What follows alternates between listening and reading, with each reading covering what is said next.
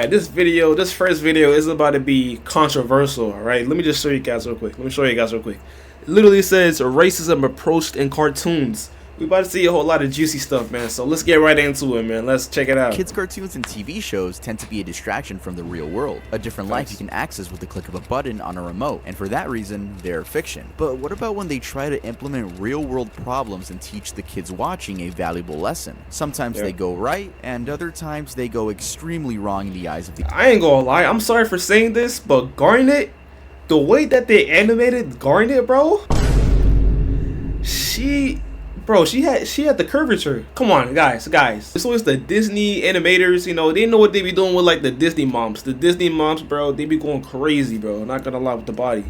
The audience. Hey guys, my name is Tuv, and today I bring you another cartoon related video. Right, we actually haven't made one of these in a while. In fact, it's been over a year. Anyway, today we'll be talking about exactly how racism was approached in kids' cartoons and TV shows. Let's get it. Hey guys, welcome back to another video. That's right, third week in a row, regularly uploading. Let's go. Can we get a round of applause to the Tuv channel? Yep, yeah. Being consistent. I'm gonna keep it up. Don't worry, guys. Hey, by the way, don't forget, I'm still doing my 100-day upload streak. I'm trying to do 100 days in a row. Let me know if you guys believe in me or not, man. Terminate that like button and also subscribe if you're new, man. Let's go. Today we're going to be talking about cartoons. We've only done 2 videos in the past talking about them, so I'm glad I have an excuse to talk about more cartoons. If you guys have any suggestions on what cartoon-related videos I could make, please let me know in the comments below. Oh yeah, my song with Funeral came out, so if you want to go listen to that, it's over on Spotify, Apple Music, SoundCloud, and on my second channel. Hey, he making it big. He put it on Spotify? Sheesh. I personally think it's my best song so far. And also, let's talk about my little character on screen. This one. Believe me, I heard you guys. You guys like my face more. I can believe that, because, why wouldn't you? But I'm gonna be doing 50-50. So both sides win, I guess. In all of my videos, there will be some face and some cartoon version of me. I see all the PG tuber jokes, by the way. Why am I choosing to use a cartoon? I prefer using the little character because it does provide less pressure. I do feel a lot of pressure when I show my face entirely on camera. And I know it's funny because I've been doing this for about a year now full time. Man, you don't gotta feel the pressure. I should know what's crazy. I don't get how people feel like, I don't get how y'all feel intimidated when all you gotta do is just talk to a camera. Like, you're acting like there's like 1,000 people in front of you on stage. Like, no, it's literally you by yourself in your own room talking in front of the camera. That's all you gotta do, you know. So it's just a little bit weird timing. And I can also actually get really high quality on the mic because for this mic, I actually keep it down. It's right here. And when I get to use my character, how about we just get to the video? Come on, let's go to the video, man. Static Shock, Season 1, Episode 8, Sons of the Fathers. Static Shock aired on Kids WB in late 2000. It ran for 4 seasons, and the show was about Virgil Hawkins, a 14-year-old boy who contracted superpowers after exposure to a mutagen gas, those being electromagnetic powers, which he would use for the sake of good under his alias, Static. The show follows the adventure. Hey, how much on the bet? He's probably Jamaican, man. I could tell by them dreads, man. Well, okay, maybe not Jamaican, but he for sure has Caribbean descent in him. For sure. He and his best friend Richie Foley get into, which involved helping Dakota City for the greater good. It's your typical children's superhero show, to say the least. However, one thing the show was praised for was its approach to social issues. In Season 1, Episode 8, Sons of the Fathers, we get a look as to how the directors wanted to communicate that racism is not only a systemic, old-fashioned problem, but also that it's just wrong. The episode starts off with a group of villains known as the Metabreed invading the local mall and robbing innocent civilians. And Static comes through to save the day, yada yada yada. You know, it's always funny when heroes wear an eye mask and still aren't recognized. Like, bro, do you even know your son's face or voice? Anyway, that's not the point. A little argument ensues between Richie and Virgil's sister, Sharon. She complains that he's there every day, so much so that he should be paying rent. Virgil defends him and says Richie is welcome to their home any day of the week. Shortly after this, time passes and Virgil says, you know what? My sister's right. We never hang out at your place. And Richie panics, looking for excuses, but doesn't have any. So they agree that on Friday, Virgil can spend the night. We also have a Metabreed subplot going on in the episode, which I'm not going to get too into. Friday night comes along, and Virgil and Richie are hanging out in his room, and it seems Richie planned to specifically invite Virgil when his dad wasn't home, and instead working a night shift. It seems the mom was also in on it too. But then, the living room door opens, and it's revealed Mr. Foley is home early. Virgil says hi, and Mr. Foley ignores him. Dang, that dad is big, boy! See, this is my first time even, you know, knowing about this show. I never heard of this show before, so everything is new to me. Quiet dinner. You know those awkward dinners where you only hear the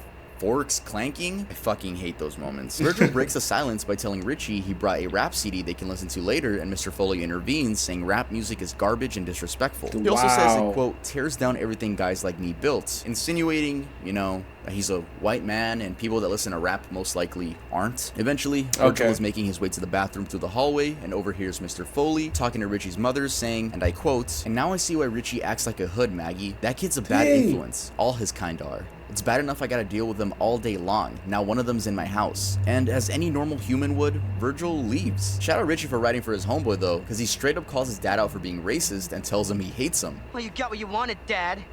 My best friend's gone because of you and your stupid racism. I hate you! How is this a kid's show at this point? They're just blatantly just shoving it in the kid's face. Come on, man. After, Virgil gets a phone call from Maggie, Richie's mom, explaining that Richie is missing. She also apologizes, and we can see that the only racist in the house is Mr. Foley. Then we get to see Richie get chased by an armadillo man and a wolf man. Okay, we also get to see Mr. Foley ask Virgil's father for help in a very obnoxious way. He says Richie never mentioned Virgil and his family were black. As annoyed as Mr. Hawkins is, he's still willing to help track down Richie. They have a discussion about what was said that previous night where Mr. Hawkins confronts Foley. He calls him an ignorant bigot that's blind to the world moving forward. He also says Richie doesn't like his own dad, and because of that, he'll never truly get to have a good relationship with his own son. Then he says, Richie ran away from you a long time ago, and who can blame him? Richie ran away from you a long time ago, Foley. And who can blame him? Right, who can? Zing! Yeah. Okay. Long story short, a fight breaks out between the villains and the dads trying to save Richie, though are incapable of doing so. Then Static comes in to save the day, and Mr. Foley is extremely grateful that his son was saved by, you know, a black superhero. The episode ends with Mr. Foley, Virgil, and Richie all heading to Comic-Con, and the father's attitude is noticeably different, treating Virgil as he would anyone else. I really like how the directors chose to make the dad being racist just as big a problem as supervillains, and they don't shove it in your face either. It was genuinely a good life lesson that was approached in a calmly and mature manner. I see why the show was heavily praised. Dwayne McDuffie, one of the two creators of the original Static Shock comics, focused heavily on giving minorities an important role in pieces of media. Fun fact, since we're talking about Static Shock, they actually had a gun PSA and a dyslexia PSA. In the dyslexia one, they tell kids to not be afraid to tell an adult if they're having trouble reading, and they're no less than anyone else. And the gun PSA is a bit more morbid, showing a little girl placing a rose on a tombstone. Wait, what? Okay. Oh, shit. Hey, you two. That's bad. Oh. Hey, man. We came here for the... Hold up. Wait, that's so Raven. How is that racist? Hold on, let's see that. Right now we have the simple drop. Everything's simple. And also, Earl plushies will be out soon. They're actually being shipped to me from China right now, so they'll be in my possession in a few weeks. Make sure to shop at Earl. I'm sorry, man. We gotta skip this promo. I know you're trying to pay bills, bro.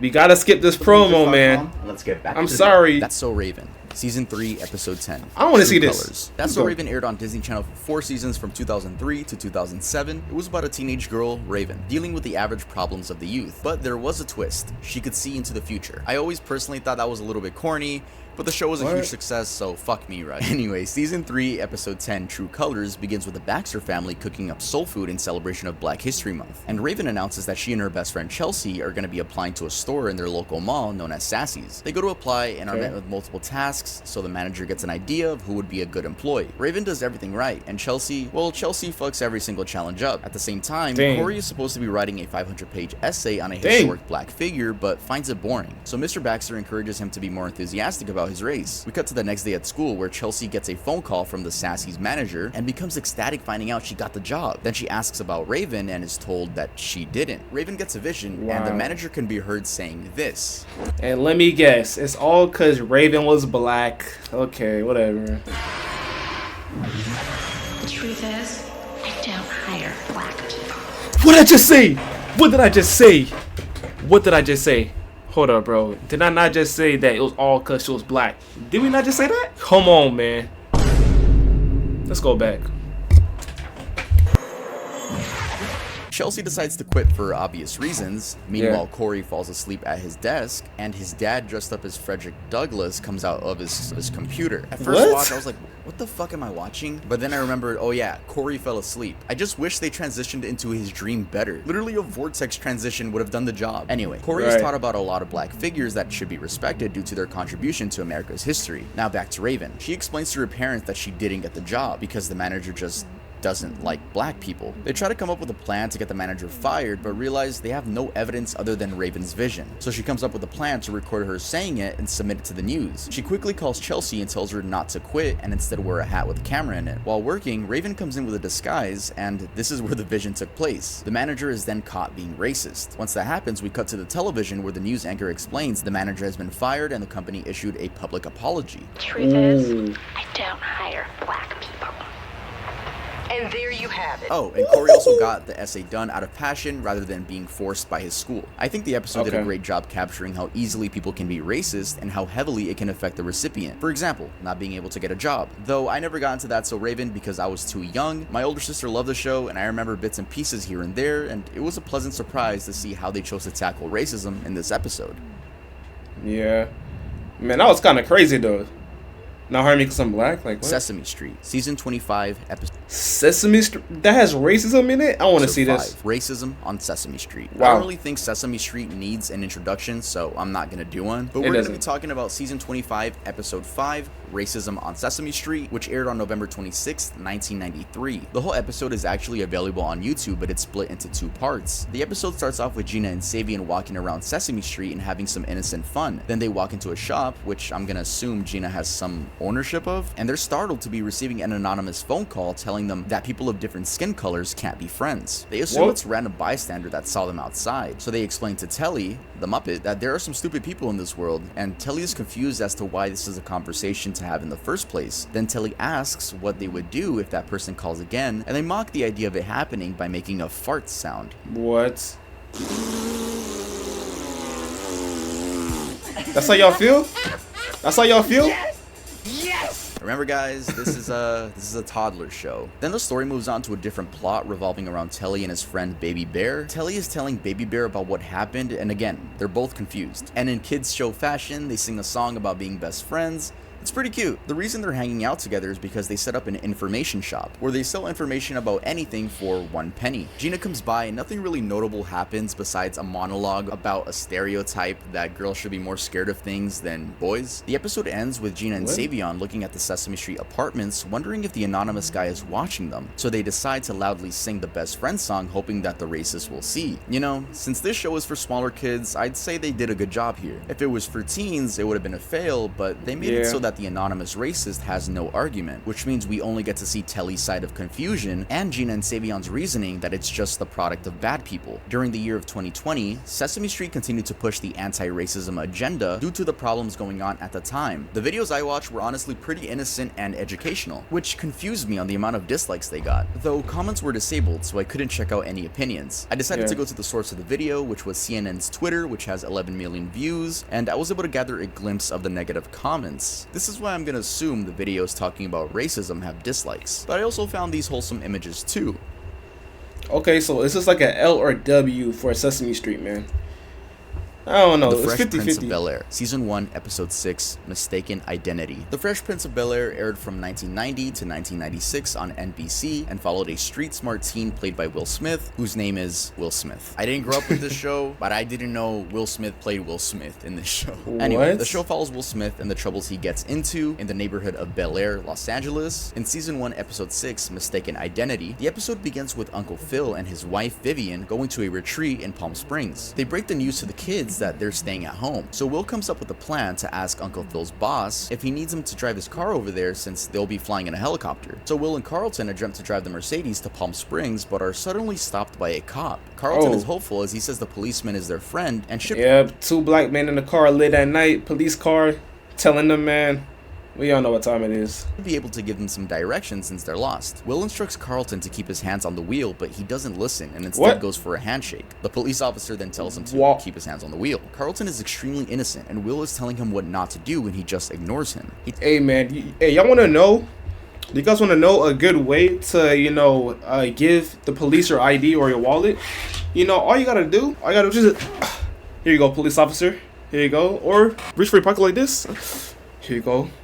It's simple as that. You know what I'm saying? Hey, results may vary. Results may vary though. He takes out his license and registration and says that the car isn't his, by the way, which prompts the officer to tell him to get out the car. And then we cut to the police station where Will is giving Carlton a pep talk on how cops treat black people and how to talk back to them by keeping their answers short and sweet. This doesn't seem to get through Carlton's head though, as he's saying more than he should to the cops, which just makes their story seem fake, furthering the cops' suspicions that these two black males stole the car. So pretty much Carl, or whatever his name is, he pretty much sold the situation, pretty much. They get a chance to make a phone call, so they call the boss's wife, and she mistakes "I'm in jail" for "I'm in Yale." She then later hangs up and tells Carlton's parents that he got into Yale, leaving them confused. Then the duo end up getting thrown in a cell, and Will comes up with a plan to only confess to the crimes they didn't commit if a camera crew shows up and broadcasts it. Uncle Phil and his wife end up seeing this as it interrupts the football game everyone was watching at the retreat, and they go to the station demanding the kids are set free. The cops disrespect them though, not seeing them as real people. And then Henry Firth shows up, the boss and owner of the car, and the cops treat him with the utmost respect. Henry says he knows those kids, and Uncle Phil tells the cops to let them free before he sues them, as he's a lawyer. Once at home, Will and Carlton have a serious discussion about racism against black people, as Carlton is oblivious to it, even after the event. He says that the cops were, quote, just trying to do their jobs, which angers Will, and he tells him that no matter what, as long as they're black, their lives will be harder than the average white man. The episode ends in a very morbid way, with no happy ending, as Carlton is trying to make sense of why they were stopped. He claims they were just driving too slow, and that's why the cops stopped them. If you were a policeman and you saw a car driving 2 miles an hour, wouldn't you stop it? What? I asked myself that question the first time I was stopped. Good night, son. Then the camera pans out, and we see Carlton reflecting on being racially profiled. We fade to black, and the credits roll. There's no music like usual. It's just quiet. Honestly, it's an extremely real look at what it could be like finding out that you're... I ain't gonna lie, that's a creepy way to end it off. Why would they end it off like that? Bad ending? Come on, man. The minority. Not only that, but realizing the fact that your life is going to be a lot harder than it should be. I really like this episode. I always like, and I'm sure many of you do too, when shows get serious, especially when there's not a happy ending. It's only real life. If you guys are interested, make sure to go look it up and watch it. It's a really good watch. Yeah, I believe that. Arthur. Season 21, Episode 4. Arthur Takes a Stand. Arthur aired on PBS from 1994 to... Bro, Arthur was the show, bro. I'm sorry for being too extra, bro. Arthur was that show. I used to watch that every day, man. PBS Kids and everything, man. Freak. The nostalgia.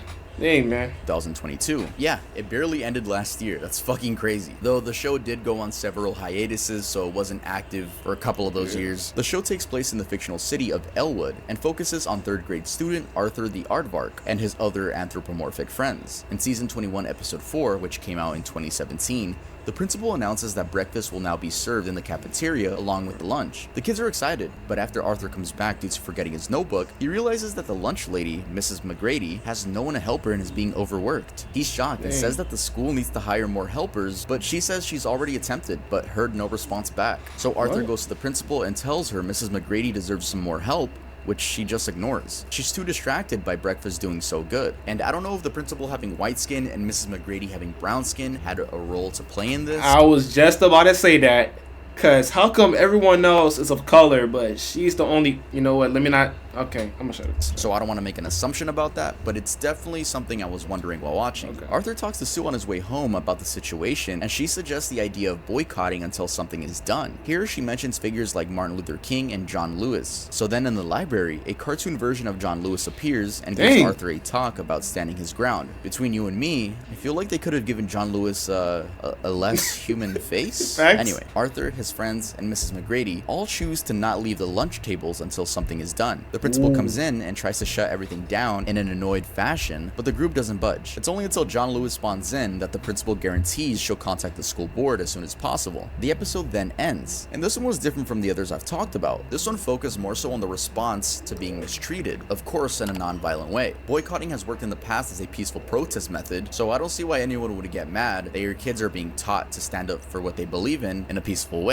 This is another good episode, which tackled a very hard subject of responding to prejudice in a non-violent way. I still think this portrayal of John Lewis could have been a lot better. It could have been way better, because why would they try to morph a human face onto like an animal face? Like, what? That's so weird, bro. Jesus. That's crazy. Heck nah. I'm good on that. Steven Universe, BLM PSA. Steven Universe ran on Cartoon Network from 2013 to 2019 and had a spin-off called Steven Universe Future that ran from 2019 to 2020. The show was about a young boy named Steven and the Crystal Gems, aka alien warriors who protect humanity from the evils it faces, those being Garnet, Amethyst, and Pearl. Oh, and Steven. The show was very LGBT friendly, which meant it was controversial, but it's also loved by many. I mean, Steven Universe has an extremely strong and diehard fan base, whether people like it or not. Though I've only heard that the Steven Universe fan base is cringeworthy, and it seems even some of the people in the fandom don't like the community either. I do really like the animation style though. I always have. Oh, and the theme song. That's just kind of hard. I'm not gonna lie. That's just kind of hard. Anyway, in 2020, the Steven Universe team released a short on. Dang! Look at that dislike and like ratio. Hold on, y'all can't see that, but hold on, let me go back. That's just kind of hard. I'm not gonna lie. Look at the dislike ratio. Look at that. Oh my goodness. Gracious. And it starts off with two little boys on the playground holding hands, and one of them saying, "When we're older, let's get married." Which leads another kid to say, "You can't get married. Black people can't marry white people." Yeah, she says it in that tone. I don't know if I can play the clip for copyright, but if I can, then you're probably about to hear it. Hey, when we're older, let's get married. Ha! You can't get married. Why not? Black people can't marry white people. And then Garnet comes in to say, "Don't be racist." And then we get a behind the scenes look of the filming of the PSA, and the little white kid says, "Stuff like this doesn't actually happen in real life," which leads to him getting a little lesson about how racism is very real in the real world. That's it. Honestly, at first look, I didn't give a fuck. I didn't think it was good or bad. But geez, 125,000 dislikes? What went wrong? Since the comments were disabled due to it being a YouTube Kids video, I found a video uploaded around the same time by a YouTuber named Just a Robot titled Steven Universe, Kids Don't Be Racist, PSA is Strange. And the major complaint that people had was that the PSA tried too hard to bring the LGBT into this by making the kids in the commercial gay, which distracts people from the racism problem. I also saw some complaints about the little white boy apologizing too quickly, which just made it seem fake. So I'm guessing this is why there's a huge amount of dislikes. Though the Steven Universe team tried again in the following year and got a lot better reception. They got straight to the point and had a short conversation about being anti-racist. I'm guessing the dislikes on that was just people that just don't want their cartoon characters talking about real world matters, I think. After they slightly acknowledged the bad reviews of the last PSA, this time Steven's dad was the one explaining and talking about being an ally, and I see why it got a better reaction from the audience. There is such a thing as trying to be too progressive, which just makes the general audience annoyed. Even though this PSA got some dislikes as well, I'm glad they were able to end on a more positive note. They did much better. Yeah, they did way better this time. Alright, that was it for this video. If you guys liked it. Alright then, guys. So those were the racists. Wow, that was kind of crazy, though. I ain't gonna lie, this whole video was kind of crazy, but those were the racism of posting cartoons. Let me know which one you guys think was like the most racist out of all of them. I think that Raven one was kind of crazy. She just blatantly said it. She didn't even try to hide it. She said, "Oh, we don't hire black people." That was kind of crazy, I ain't gonna lie. But hey, that's the end of the video. Let me know what you guys think, man. Come on.